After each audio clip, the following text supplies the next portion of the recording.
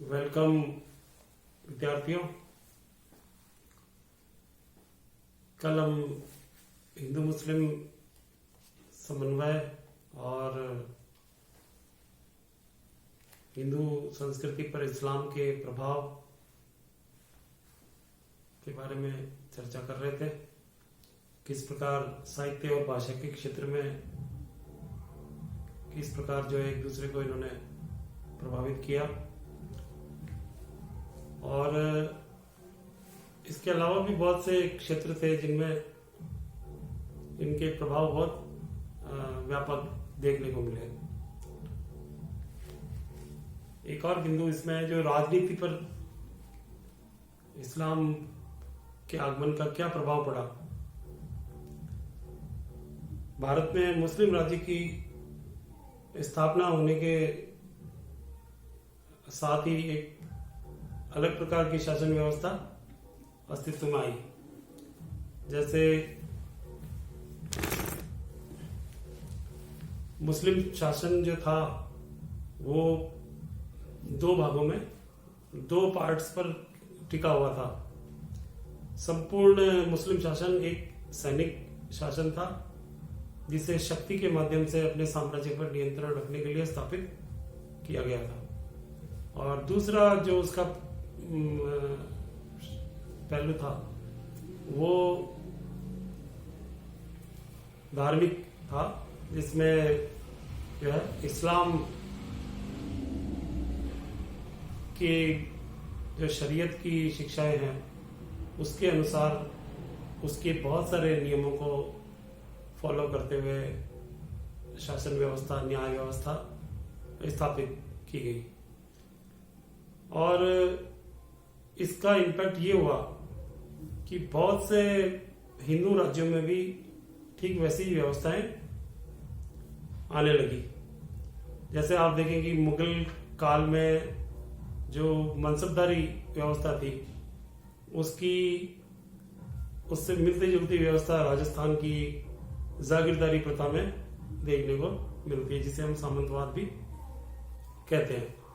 तो उसमें जो है शासक सर्वोपरि है और जो सामंत है वो उसके निकट संबंधी है, और साम्राज्य का नियंत्रण, कंट्रोल दोनों मिलकर करते हैं। बाहरी आक्रमणों की स्थिति में दोनों मिलकर उसका सामना करते हैं। तो इस प्रकार का जो मजबूत राज्य की जो अवधारणा है वो उसका इम्पैक्ट हिंदू राज्यों पर भी पड़ा।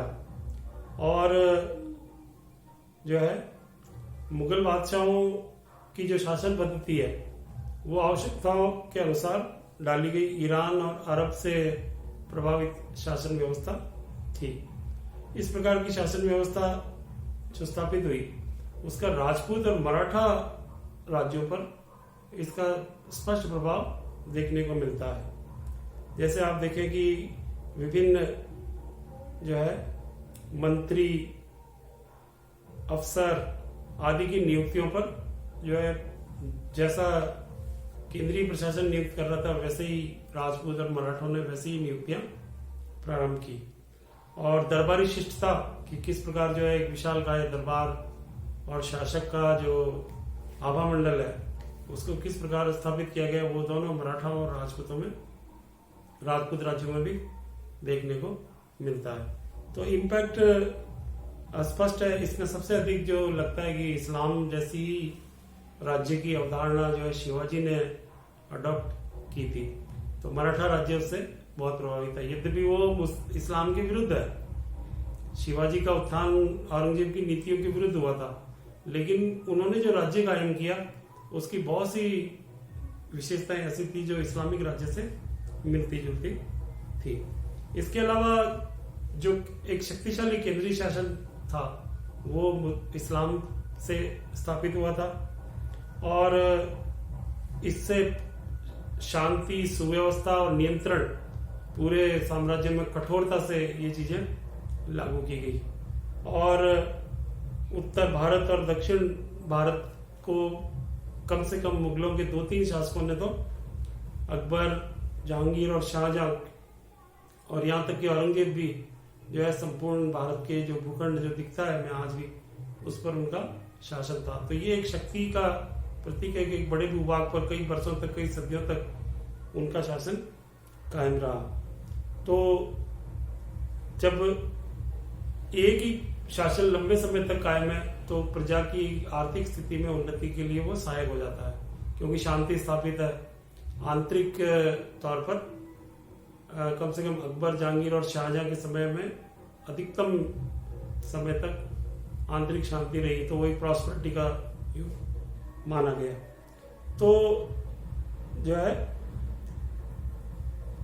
इस प्रकार से जो है युद्ध कला में भी दोनों का बहुत अधिक प्रभाव पड़ा। जैसे आप देखेंगे कि बाबर पहला मुस्लिम आक्रांता था जो भारत में बारूद लेकर एंटर हुआ था, और खनवा के युद्ध में जो राणा सांगा के विरुद्ध उसकी विजय हुई, उसका मुख्य कारण बारूद ही था, तोपें थी।